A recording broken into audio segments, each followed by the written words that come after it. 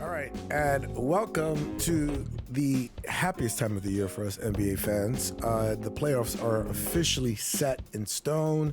The teams have been decided by the play-in, and here we go. We're excited.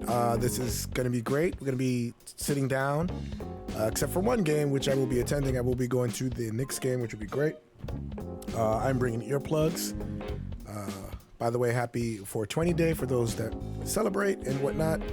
But yeah, it's going to be a show. So we're going to go over all the playoff matchups. We're not going to go too crazy in depth because, you know, it cannot be an hour show. So we're going to start with the Thunder and the Pelicans. This is quite the interesting matchup, I would say. Thunder are surprisingly the number one team in the West. Last year, they didn't even make the play-in. They have jumped leaps and bounds by all those naysayers and experts who said that they were not going to make the play-in again this year and whatnot. I thought, and I've said this before, you can check my receipts, that I thought they were going to be about a 6 seed, give or take. I didn't think they were going to be number 1 seed. That is a dramatic jump. And it's all because of SGA and Jalen Williams, who have been the engine blocks in this team. They have been dominant. They have been a clutch team. They are playing way beyond their years. But the playoffs is different. It's a different animal. People scratch, claw, unlike nothing you've ever seen. So can they handle the physicality? Can they handle the pressure that is 24 seconds in every shot clock, in every possession? Because it's something else. And SGA is a cold MFer. If I had one person that I thought was a hitman on the side, it would be SGA. No emotion, he just goes up and just rips your heart out. So I personally think that, the Thunder have the edge here, especially with Pelicans losing Zion. I think for the rest of the year, I'm not sure if he's going to come back. Like, the Pelicans would have to make it to the finals or something, and I don't see that happening. The Pelicans finally made it to the playoffs after 2 years of trying. They should have been the 6th seed, but they swan dived pretty badly at the end of the year. So let's actually take a look at the stats here. If you see it right here, the points per game, edge OKC, the rebounds, edge OKC. The three-pointers, surprisingly, the edge is on the Pelicans. OKC was one of the best three-point shooting teams in the league. But, it ends there. I just don't see the Pelicans doing much here. I don't even think the Pelicans are going to win one game, to be honest with you. Maybe one. We're going to put the Thunder, let's give them 5. Let's do a gentleman's sweep here. All right, so the next series we're going to take a look at is the Clippers and Mavericks. This has been like Hatfield and McCoy's. This has been a bitter feud ever since the bubble. Doncic seemingly just owns the Clippers here. He absolutely makes them suffer, and they have 2 of the best wing defenders in the NBA, maybe NBA history, in Kawhi and Paul George, and it doesn't matter. That's how good Luka is that you can put your best defender on him. He's going to torch them. There hasn't been anyone that's been able to slow him down that I can think of. I'm trying to think of, does he have a bad game against anybody? Like, I think his average, like they did how much he scored against every team, and I think the lowest he's ever had on a team is like 35, and it's like maybe the Raptors or something, some crazy random team. But Luka is just something special. He is like a baby joker, that he does everything, and I just saw these stats. I'm going to show you in a second on how important Luka is, and that's why I think that him being in the MVP conversation, I think he should be right there with the Joker and SGA for this year's MVP. He's just been incredible. Let's actually go see these stats real quick. Look at these numbers by Luka. Look at the team leaders. That is deranged. He's leading the league. He's leading the entire NBA in scoring. So he won the scoring crown. He's leading his team in rebounds. He has big centers. He's leading the team in rebounds.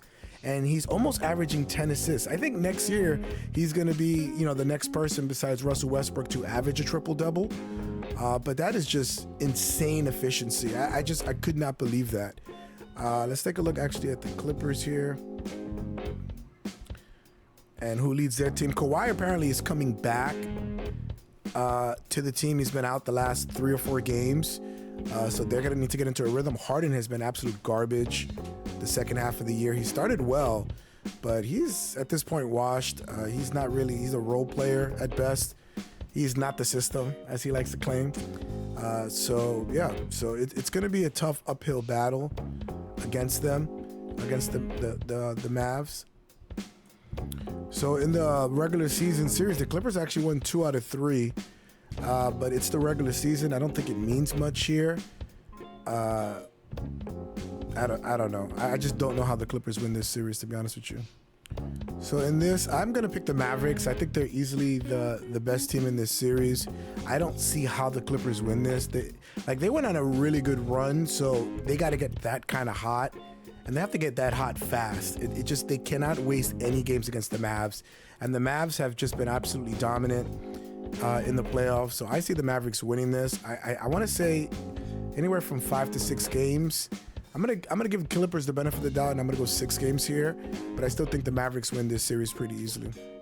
All right, the next series we're going to talk about are the Timberwolves and the Suns. This is actually the series that I'm most looking forward to watching. I feel like they are very evenly matched in a lot of different ways because the Suns are the most, not trying to be offensive, but the most bipolar team in the entire league. This team will lose to the Pistons and then do a back-to-back against OKC in OKC and sweep OKC. Like this, the Suns are deranged. I just don't know any rhyme or reason. If I'm a bettor, and I am not, if I'm a bettor, I'm not going anywhere near this series because there's no way to determine. The Timberwolves are the best defense in the NBA by far. They have elite rim protection. They have elite wing defenders. Their only concern, I think, at the other end is making timely shots and being consistent in their sets, because I feel like a lot of their things are erratic turnovers. I just don't feel like they get into a rhythm. It takes a while for them to get into a rhythm. I feel like they have to be down before they're up. So I'm not sure. This is kind of like a pick-em to me. Let's take a look at the Timberwolves here. Their team leaders, Edwards, obviously is a rising star. Even Michael Jordan has said he reminds him of himself at that age. So if the GOAT, quote unquote, I mean, there's so many different GOATs, forget about it. But if the GOAT is saying that Anthony Edwards is like him, then he doesn't give out false praise to anybody. He never wants anybody to have a leg up on him in terms of legacy talk. He didn't even do it for Kobe pretty much. But Anthony Edwards is that dude. So can he be that dude in this series? Because they're going to need him. They're going to need him to be an MVP. And some people have him on the first team All-NBA. Some people have him in the MVP conversations, where he has to show it right now because he needs to carry this team. Karl Anthony Towns is still working his way back from injury, so it's going to be on Anthony Edwards. And if they fail, it's on him. And I think he understands that. He's very good at just kind of smiling through everything. You don't really see pressure on him. He's very honest. He's very likable. But it should be something interesting. Now let's take a look at the Suns stats here. Durant led them in scoring. And Durant, listen, at the end of the day, Durant left the Warriors because he wanted to write his own story. He failed in Brooklyn, and now he's in Phoenix. He has another big 3 because he can't play without a big 3. So he needs this for his legacy in terms of, listen, Steph Curry got the criticism of never getting the Finals MVP, never leading a team per se. And he got that. He got that for his legacy. Kobe got that criticism. You've never won without Shaq. You are not the dude. He won 2 without Shaq, and he won with Paul Gasol. And, rightly so, Shaq got that same criticism without Kobe, and he won one with D. Wade. It's a part of the conversation. Like, you have to deal with it. Durant has not been that dude on a different team other than that Warriors team. I never called him a writer. I never called him, a person that was trying to piggyback and win. LeBron did the same thing. He went to Miami to learn how to win, and I think Durant went to Golden State to learn how to win. But it doesn't seem like those lessons have been carried over. So, I don't know. Durant needs this more than almost anybody else. Is he going to be hungry enough to go out and get it against the best defense in the NBA? It's going to be tough. They're very erratic, like I said. Bradley Beal has to step up. Booker has to be has to make an effort to be a lockdown defender. They need wing defenders.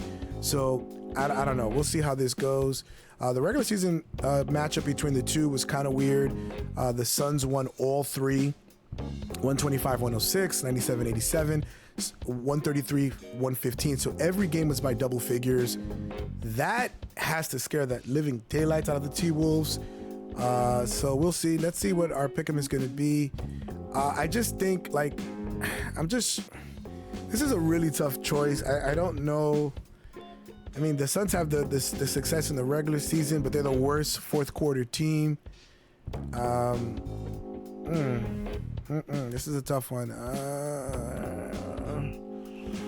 Are the T-Wolves up to the task? I don't like this series. I don't know who's gonna win. I'm very frustrated with this series. I'm trying to see if I can see into the future. I don't think I have that skill. I just think there's 3 scoring options on the Suns. The Timberwolves really have a Karl Anthony Towns. He's the key.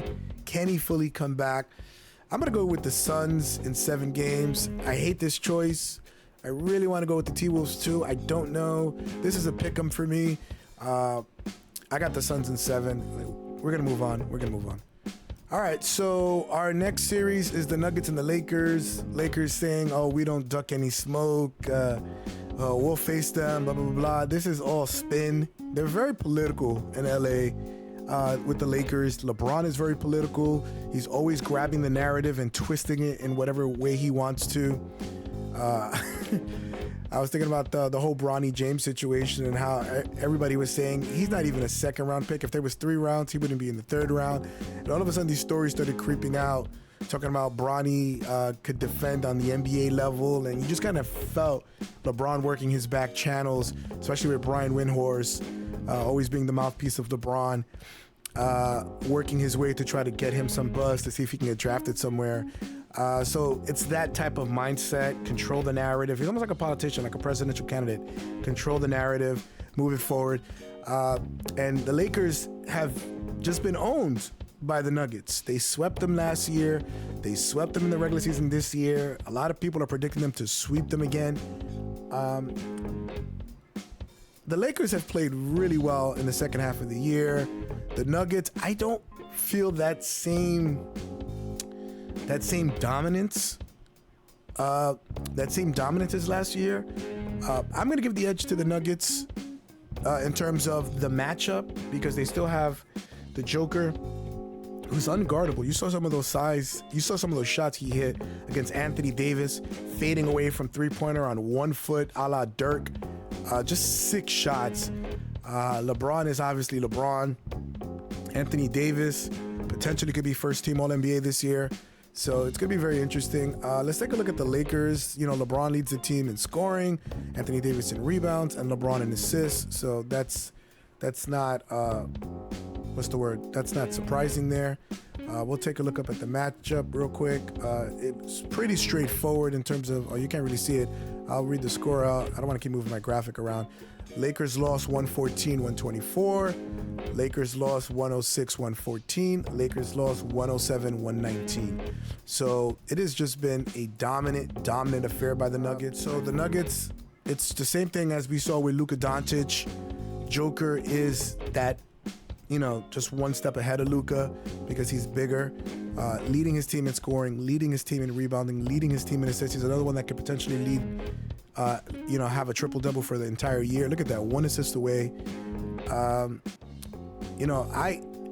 very confident in the Nuggets, but I don't think that they're as dominant. And the Lakers have played them so much that I feel like the Lakers potentially could really cause a stir with the Nuggets. I'm not sure if they can beat them though. So I'm going to give the Nuggets, but I think it's going to be a 7-game series. I think it's going to be a very close series. I may have egg on my face and maybe another sweep by the Nuggets. The Lakers may win in an upset. Again, all these series are pick'ems. It's what you feel. It's an instinct. So we'll see what happens. As of right now, I'm going to go with the Nuggets. I'm going to stick with it. I'm going to say it's closer than it was the last few years, but they still end up winning. So that's how we're going to go.